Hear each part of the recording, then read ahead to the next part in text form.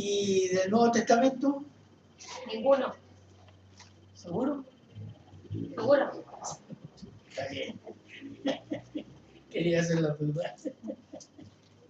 Bien, vamos a estar en esta historia, que es una historia bien particular.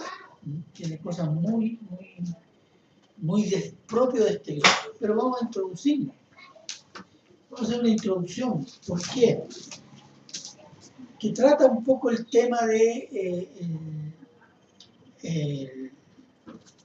libro de Esther, que es un momento histórico de peligro de exterminio de Israel. ¿Cuántas veces Israel estaba a punto de ser exterminado? Siempre. Varias veces en la historia, ¿no? ¿Cierto? En la historia universal han existido pueblos, naciones que fueron exterminados o que fueron mezclados con otros pueblos a naciones, y apenas hay memoria de ellos, y algunos simplemente nadie se recuerda de nada de ellos. Pero no ha habido pueblo más odiado y perseguido que los judíos. ¿Conoce alguno que siempre se hable mal de ellos? Palestina. Judíos. ¿Cómo era la pregunta? No, al final. Entonces, estoy hablando del pueblo judío, odiado, y siempre se habla mal.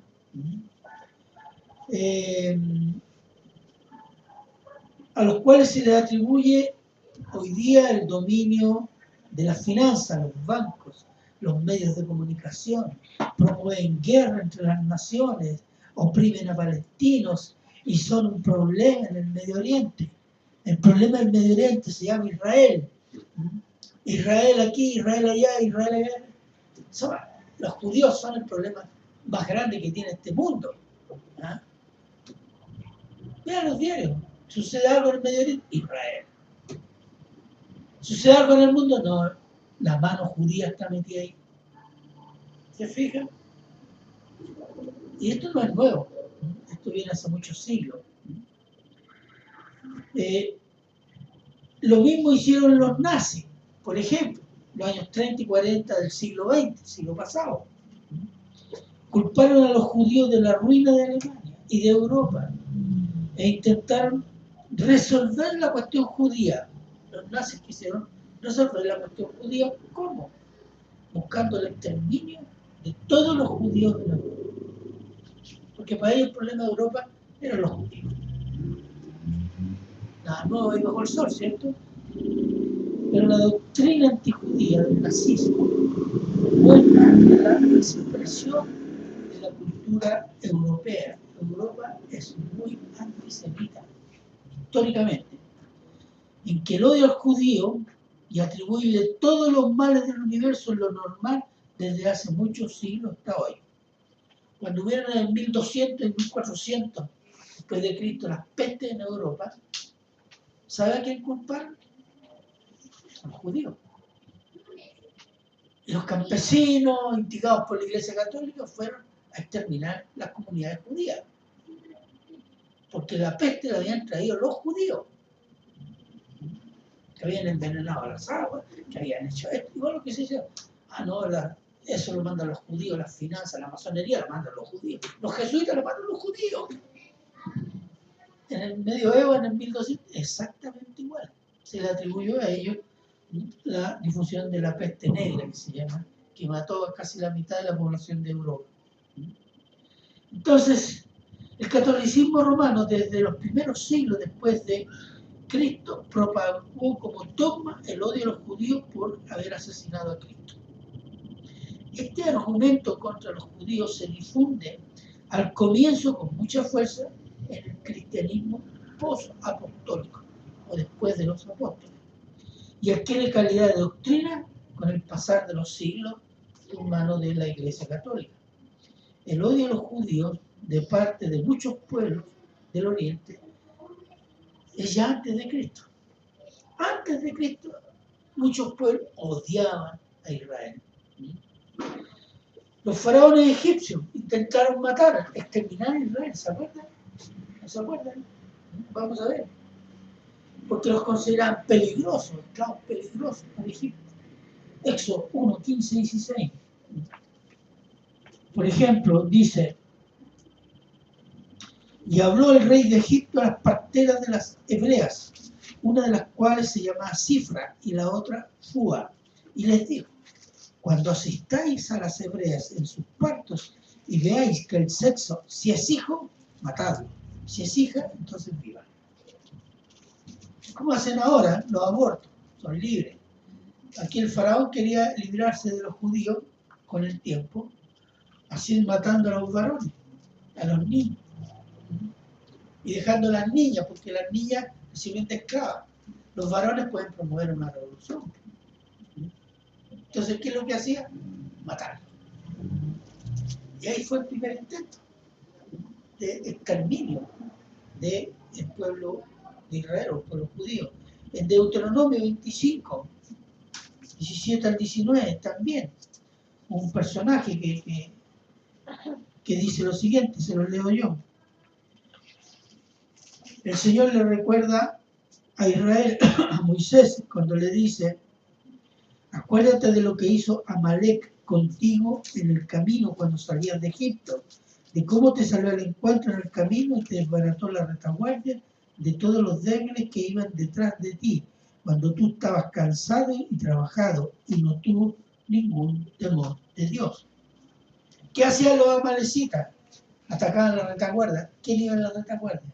Mujeres embarazadas, niños, ancianos.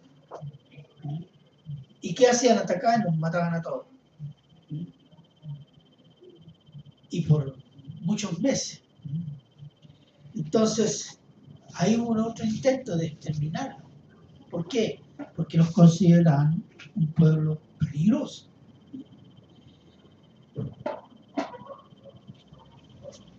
Eran un peligro para los amalecitas. ¿Quiénes son los amalecitas? Los amalecitas son los descendientes de Esaú. ¿Quién era Esaú? El rey de... ¿No? Hermano de Jacob. Ah, Y los dos eran hijos de Isaac, que era hijo de Abraham. Entonces los amalecitas son descendientes de ¿quién? De Esaú. Y Esaú y Jacob no corría buenas vibras entre ellos desde el principio, ¿cierto? Y eso en la descendencia también lo embarcó. Esaú y la descendencia de Esaú siempre odió a los descendientes de Jacob. Eran un peligro, hermano de Jacob. Lo increíble, ¿qué es lo que es? Que los judíos que vivieron una dispersión, diáspora se llamó, por 19 siglos después de Cristo, hermano. Y a pesar de esos 19 siglos, Israel siguió siendo pueblo. No se mezcló. Y hoy día es nación, que existe precisamente y está instalada en el lugar donde fue expulsada en el año 70 después de Cristo por mano romana. Está instalada ahí desde 1948. Entonces a veces decimos, queremos ver un milagro. Bueno, ahí tiene un milagro. Ese es un milagro. Muchos pueblos se han extinguido, se han mezclado, han desaparecido muchas de sus costumbres, sus idiomas. Con Israel no ha sucedido eso. Entonces, la única explicación de este milagro en la historia de las naciones es Dios. Es la fidelidad de Dios a Abraham, que le prometió un pacto perpetuo para él y su descendencia. Veamos Génesis 17, del 7 al 9. ¿Quién lo puede leer, por favor?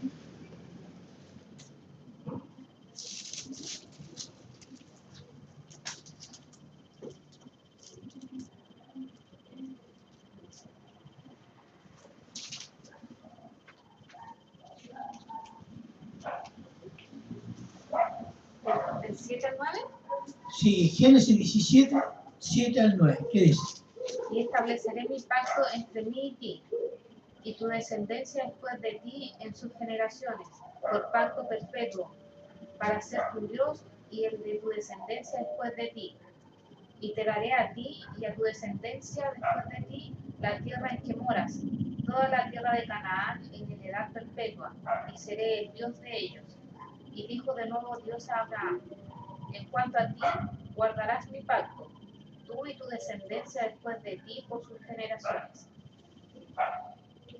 ¿Cuál es el carácter del pacto? Es perpetuo. ¿Qué significa? Para siempre. Entonces, este pacto implica preservación de Israel hasta el cumplimiento total de las promesas que ahí están y que Dios la ratificó a Abraham 2 veces, después a Isaac, después a Jacob, después a los descendientes de Jacob y al pueblo de Israel en diversas instancias, momentos históricos que ha dicho Israel, Israel, el reino, Israel, Israel, etcétera, etcétera. En fin,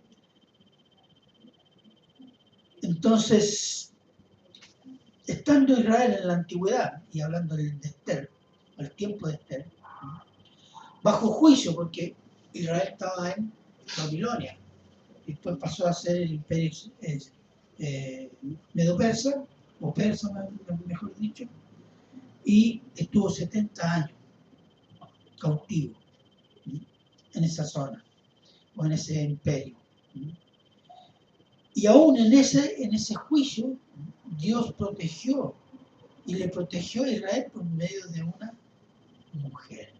Esta mujer se llama Esther, que significa estrella. El título es Esther, la fiel provisión de Dios para Israel. Amén. Amén. Padre bueno, Padre eterno, Padre misericordioso, Señor. Gracias, Señor, por esta palabra. Rogamos, Señor, que el Espíritu Santo pueda guiar nuestros corazones con amor y entendimiento, Señor, para amar esta palabra y conocer más los atributos de nuestro Creador y Redentor. En Cristo Jesús damos las gracias. Amén. Bueno, algunos datos. El libro de Esther no se sabe quién es el autor. Se le atribuye a Esdras, a Nehemías o Mardoqueo. Si leen el libro, Mardoqueo es el tío de Esther, el que la crió como papá. Uno de los tres dice es el autor, pero no hay seguridad. Y los hechos de Esther que sucedieron bajo el rey Asuero, el rey de Meda y de Persia, que gobernaba el imperio medo-persa, era desde la India, creo que es la India, donde está Pakistán, hasta norte de África, incluyendo Etiopía, que hoy día sería Etiopía, Sudán, Eritrea, etc. La zona central de África. Es un imperio con 127 provincias. O sea, prácticamente eran 127 países.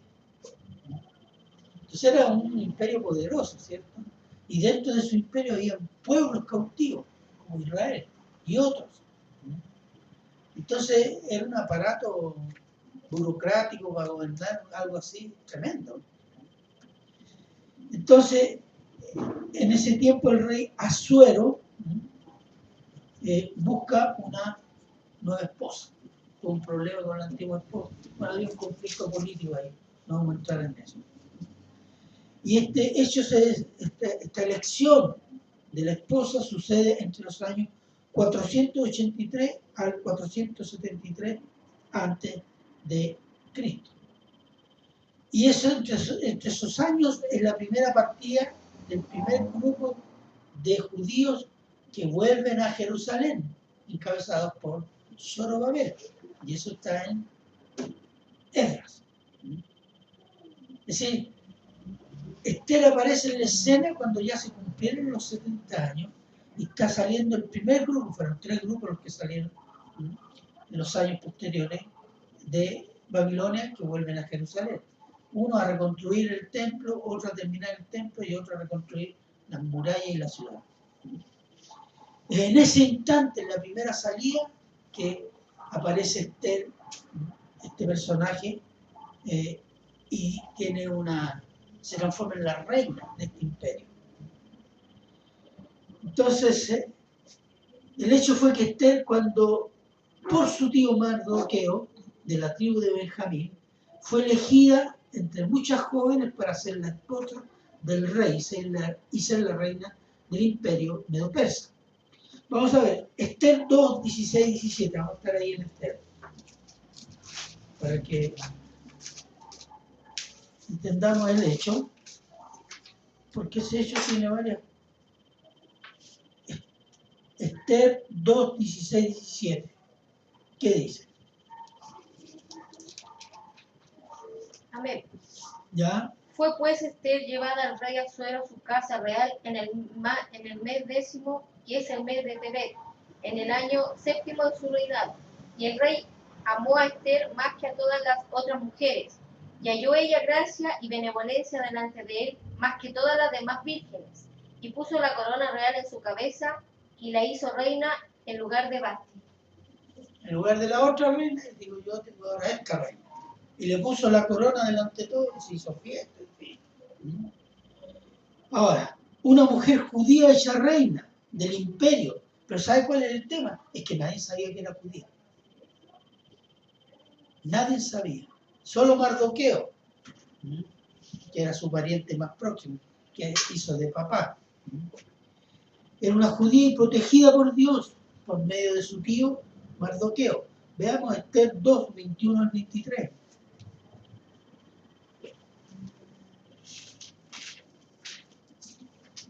¿Qué dice?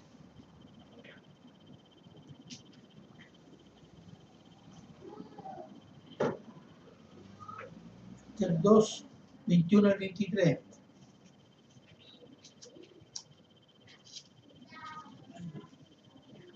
En aquellos días, estando Mardoqueo sentado a la puerta del rey, se enojaron Bigtán y Teres, 2 eunucos del rey de la guardia de la puerta, y procuraban poner mano en el rey Asuero.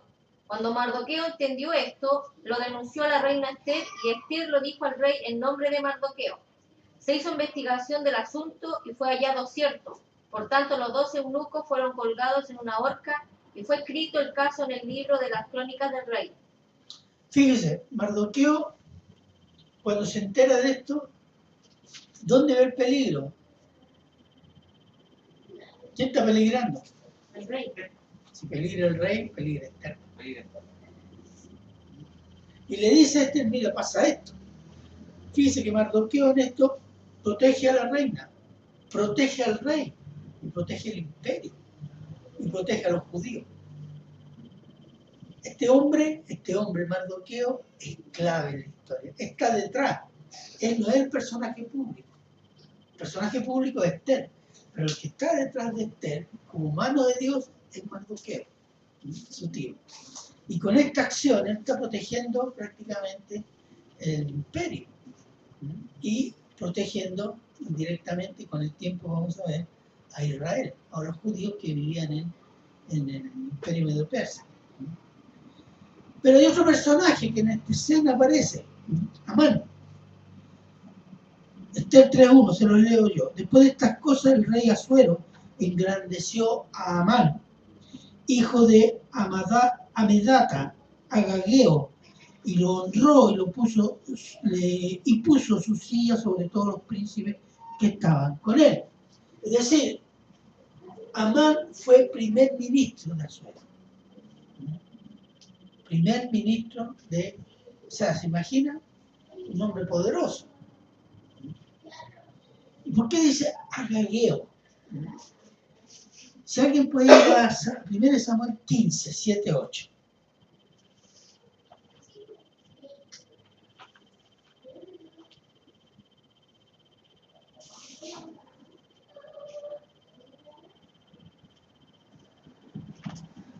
Primero Samuel 15, 7, 8.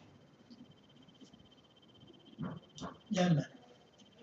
Y Saúl derrotó a los amalecitas desde desde Avila hasta llegar a Sur, que está al oriente de Egipto, y tomó vivo a Agag, rey de Amalek, pero a todo el pueblo mató a filo de espada.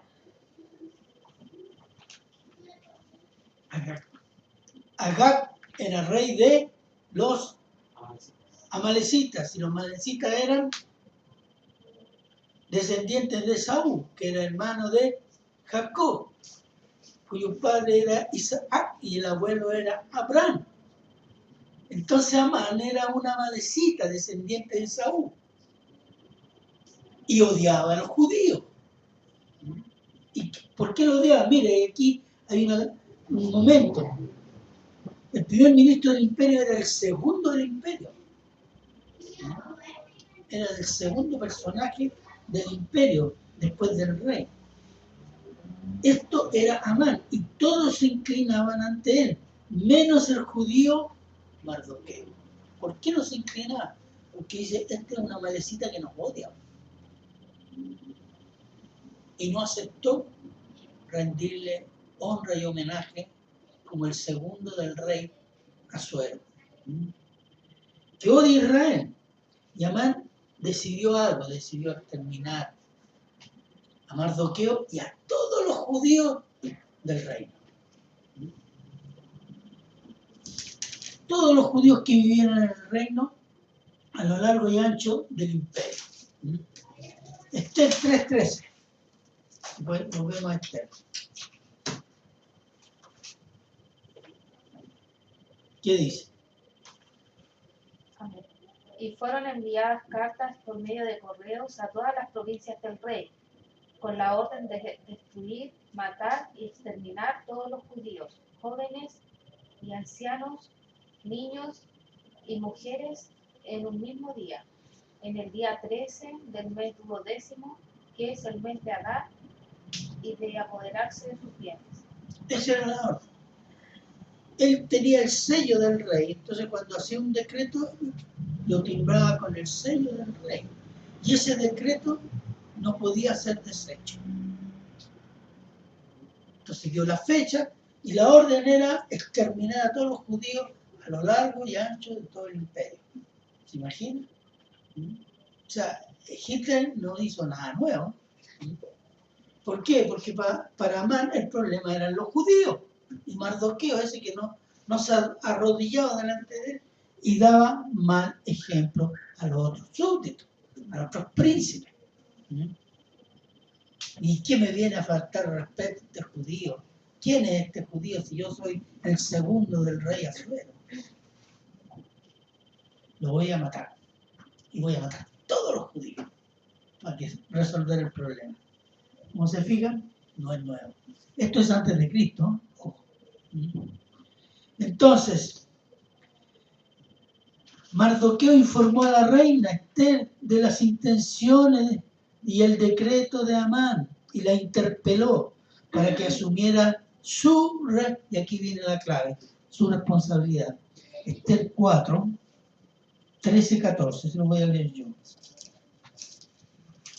4, 13, 14, cuando dice, entonces dijo Mardoqueo que respondiese a Esther, no pienses que escaparás en la casa del rey más que cualquier otro judío, porque si callas absolutamente en este tiempo, respiro y liberación vendrá de alguna parte para los judíos, mas tú y la casa de tu padre pereceréis.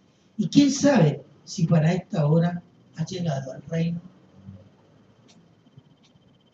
Mardoqueo en esto revela que es un hombre que entiende a Dios.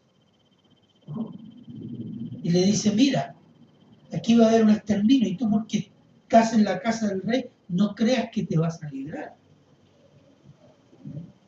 Así que lo que tienes que hacer es que tú tienes que usar tu poder y ponerle un stop, un par a esta situación. Tú tienes el poder.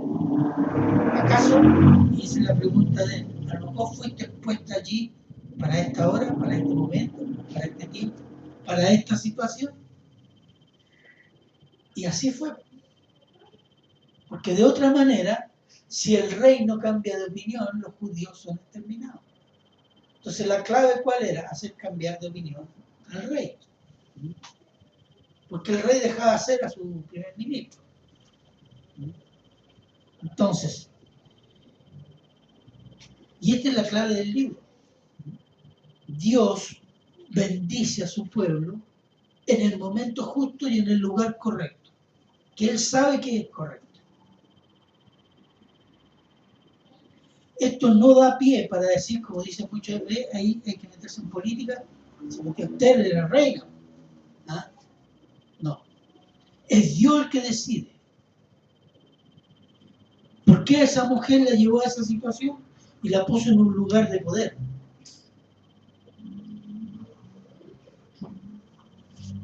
Es una elección, una opción, una decisión de Dios, no de los hombres, no de Israel ni de la iglesia. Si Dios quiere sacar, Dios sacó un hombre para la política, ustedes saben, en el siglo XVIII, siglo XIX, un inglés que peleó 20 años para abolir la ley de esclavitud en Inglaterra. La perseverancia de ese hombre por él.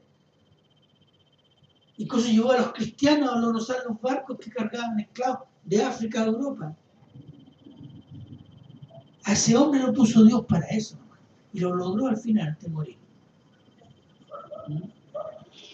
Que se eliminaron las leyes de esclavitud en Inglaterra.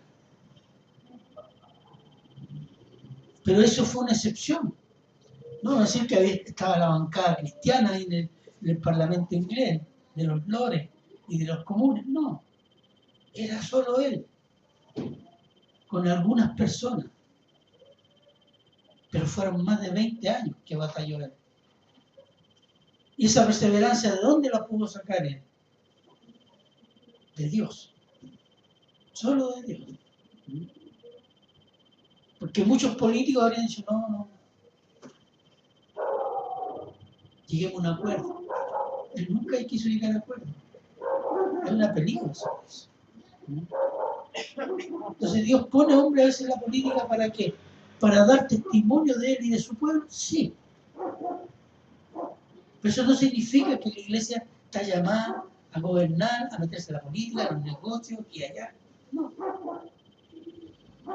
Si Dios cree conveniente poner un hombre en determinado, lo hará, según su plan.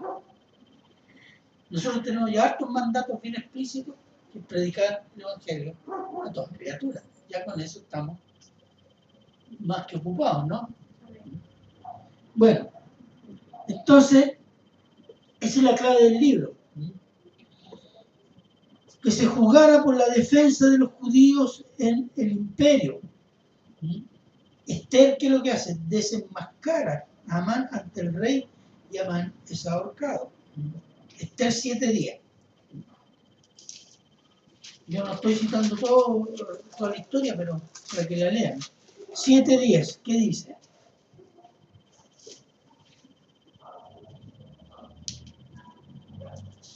Así colgaron a Amán en la horca que él había hecho preparar para Mardoqueo, y se apaciguó la ira del rey. Claro, el rey se enojó cuando supo, y más todavía cuando supo que su amada Esther era judía y se la va a exterminar, digo. Y como Amán había preparado una horca, porque ese día iba a ahorcar a Mardoqueo, el día que iban a exterminar a los judíos, entonces el rey dijo, cuélguenlo en esa horca. ¿Se fijan? Y miren, Esther 10:1-3. ¿Qué sucede con Mardoqueo?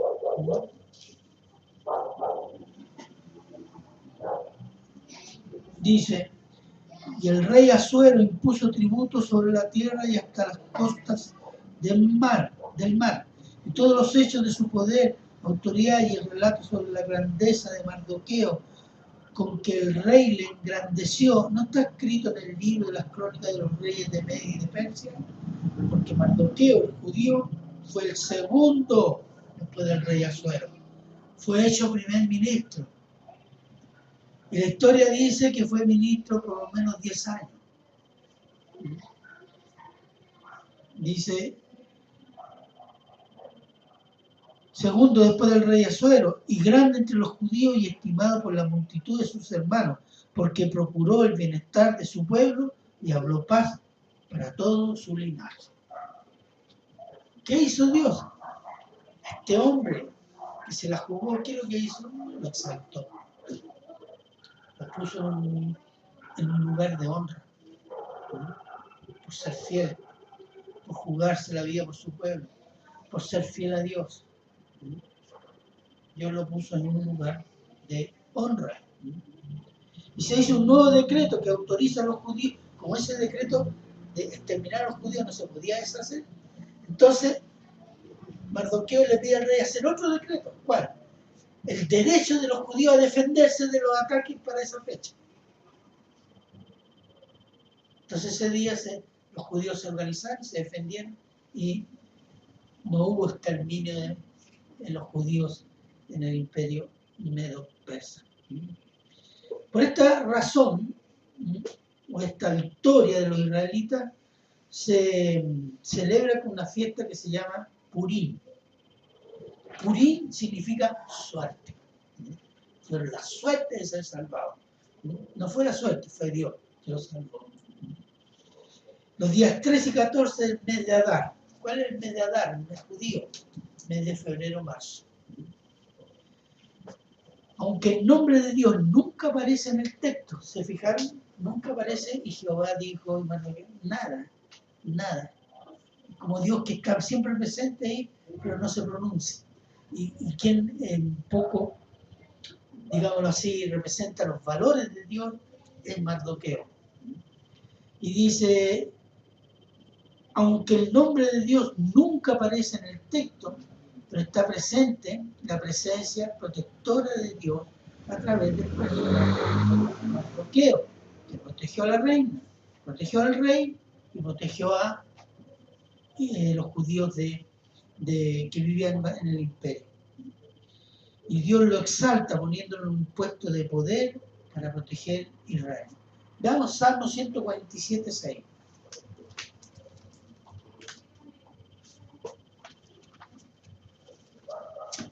Salmo 147.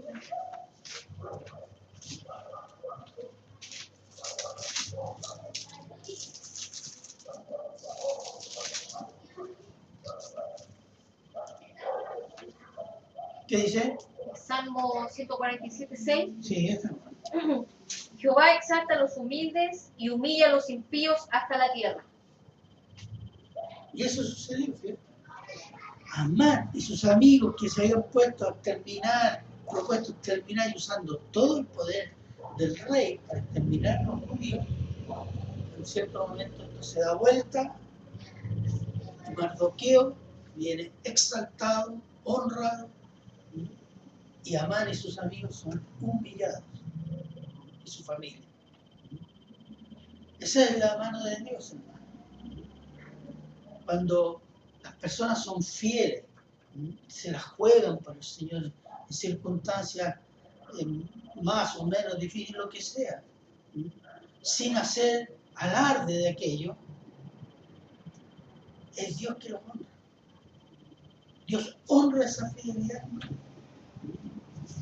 ante sus hermanos, ante los ateos, ante quien Él quiere. Él honra esa fidelidad, porque eso le da gloria a Él. En este caso, Mardoqueo, la reina, honraron a Dios con su actitud. Fueron fieles y honraron y exaltaron, obedeciendo, exaltaron a Dios. Los que odian a Israel serán siempre ajusticiados o humillados. Como fue con la Alemania del siglo XX. ¿Se acuerdan? La solución judía, ¿cuál es? Matarlos a todos en Europa. ¿Cómo terminó Alemania? Alemania fue invadida por la ex Unión Soviética, fue invadida por los aliados y fue dividida por más de 30 años en su capital, Berlín. Fue una humillación de Alemania por 30 años. Alemania quedó hecha a pedazos por la guerra y dividida. de una parte, unos países de parte de otros países. Alemania fue ocupada hasta que cayó el muro. Desde el término de la Segunda Guerra, Alemania fue ocupada hasta que cayó el muro. Eso fue una humillación para una nación que quiso resolver el problema judío. ¿Cómo? Exterminarlo. ¿Qué decían los alemanes? No sabían. Sí sabían. Toda Alemania sabía, porque toda Alemania y toda Europa odia a los judíos. Bueno, hay más datos. ¿Por qué? Porque odia a los judíos. Vaya usted en cualquier lado, los judíos son culpables de todo. Vemos eso. Como lo decía Amán, como lo decían los faraones egipcios. Como lo decían los ¿cuánto se llama? Los pueblos europeos en los primeros siglos. Estos son un problema que eliminarlo. Estos son la culpa de las finanzas, culpa de la peste, culpa de la enfermedad, culpa de la ruina, culpa de la crisis, culpa de todo.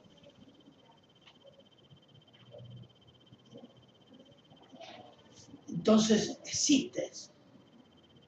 Cuando el Señor le dijo a Abraham, yo bendeciré a los que te bendigan, a ti y a tu descendencia.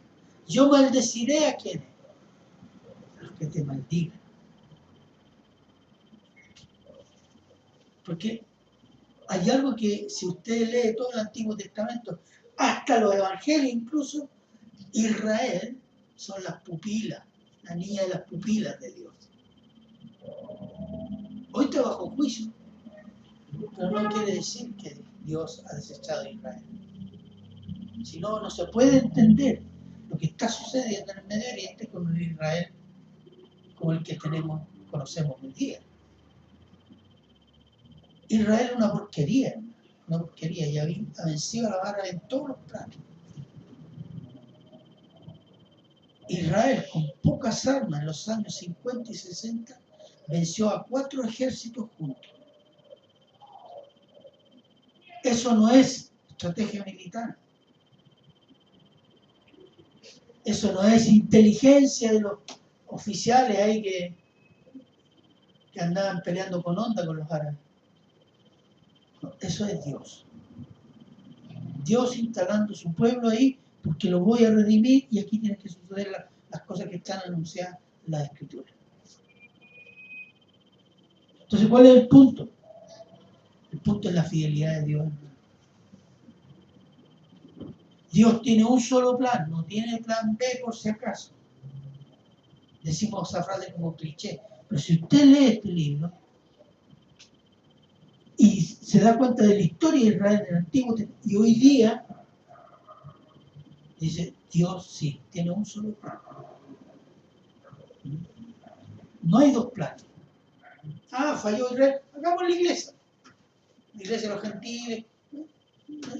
Dios se saca el pillo, como se dice, de esa manera. No.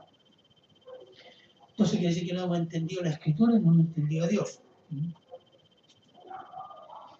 El decreto de Amán para exterminar a Israel, si usted ve el contexto de ese tiempo, de ese momento, está después de la salida del primer grupo que vuelve a Jerusalén.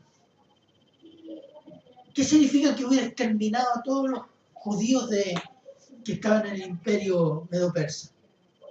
Que no hay más retorno de Israel. Y si no hay retorno de Israel, no hay Mesías, porque el Mesías estaba prometido desde Abraham, que venía de la tribu de Judá. Y si no hay Mesías, no hay cruz. Y si no hay cruz, no hay salvación, ni para judíos, ni para gentiles. ¿Quién está detrás de Amán?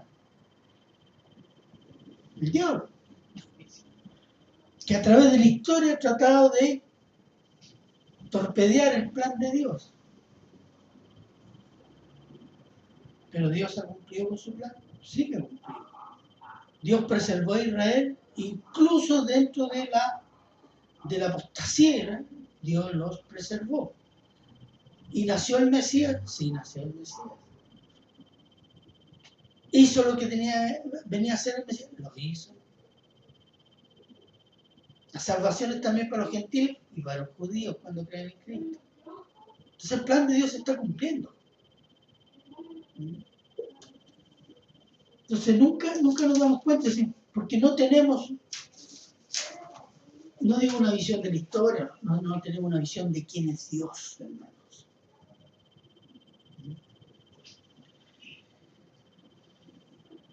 Déjeme decirle, lo mismo sucede con la iglesia. ¿Cuál es la promesa que Cristo le hizo a los discípulos respecto a la iglesia? Yo construiré, edificaré mi iglesia y el Hades, es decir, la muerte, no prevalecerá sobre ella. Esa es la promesa. ¿Y qué significa que el Hades no va a prevalecer? No va a morir. No va a ser exterminada. La iglesia sufrió bajo el judaísmo. La iglesia sufrió persecución bajo el Imperio Romano. La iglesia sufrió una terrible persecución bajo el dominio del Vaticano, católico romano. Después vinieron las indiferencias, la exaltación de la razón, de la tecnología humana. Vinieron los islámicos, los comunistas. Y ahí estamos. ¿Sabes dónde está creciendo la iglesia hoy en día? No está creciendo en Europa, está creciendo en China, está creciendo en Medio Oriente, está creciendo en África, donde esos son los lugares donde hay más mártires en estos momentos de la historia de la iglesia. Dios está cumpliendo su plan en medio de Cristo. Cuando dijo, el Hades no prevalecer, sí que lo está cumpliendo. ¿Por qué? Porque Él no es hombre para mentir. Y es fiel. Y no se desmiente a sí mismo. Y esa es la confianza que tenemos que tener. Si Dios ha sido fiel con este Israel tan infiel, porque no, así que Israel ha tenido pocos momentos de la historia que ha sido realmente tenido una lindísima comunión con Dios. La mayor parte del tiempo ha sido infiel. Aún así, Dios permanece fiel ¿a qué? A las promesas que le hizo a Abraham. Tierra, reino, perpetuo. Entonces, ¿por qué a la iglesia no debería cumplirle? ¿Acaso el Dios de Israel es diferente al Dios de la iglesia de Cristo? El mismo Dios. ¿Y qué nos prometió a nosotros? Que la iglesia no va a ser dominada por el mal, que la iglesia no va a ser exterminada. Y a los que creen vida eterna.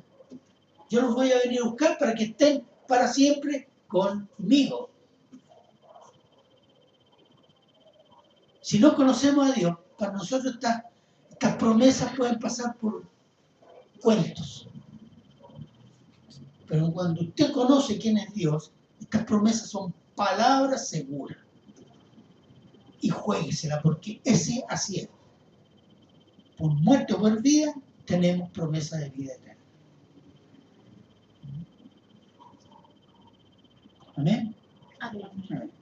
Bueno, lo vamos a bajar ahí. Yo quiero que veamos 2 de Timoteo 2:13, el último versículo.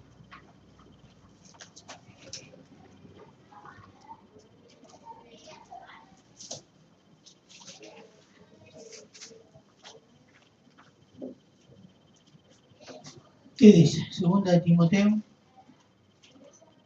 Si fuéramos infieles, Él permanece fiel.